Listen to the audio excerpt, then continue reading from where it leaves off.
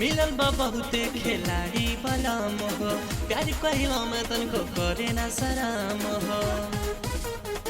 ए सखी सुनो तारी, मिलल बा बहुते खिलाड़ी बलम हो, प्यार कहिला में तनको करे ना शरम हो। कुछ के बाटे न हरे जाओ, कुछ के बाटे न हरे जाओ, से जिया पे करे रोजे करदा हमारे सखी मरदा ई पान खाके जरदा हो। से जिया पे करे रोजे करदा हमारे सखी मरदा ई पान खाके जरदा हो। जरदा हो, जरदा हो।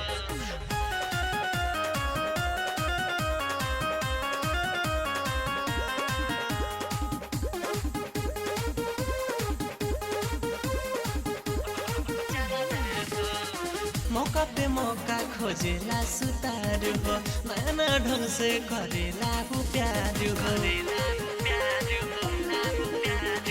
मौका पे मौका खोजेला सुतार हो, नैना ढंग से करेला वो प्यार हो। रोआ रोसी घरे लगेला हमार हो, पिवा पे हमरो उमरिया भी प्यार हो। जब जब उठावेला पर्दा हो, जब जब उठावेला पर्दा हो, से जिया पे करे रोजे करदा हमारे सखी मरदा ई पान खाके जरदा हो। से जिया पे करे रोजे करदा हमारे सखी मरदा ई पान खाके जरदा हो।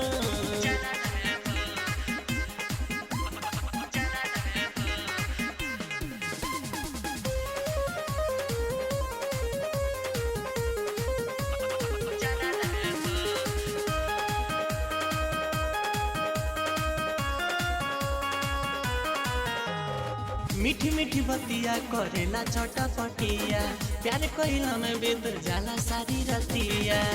ए सखी अरे सुनो ना, मीठी मीठी बतिया करेला चटपटिया, प्यार कहिला में बेदर जाला सारी रतिया।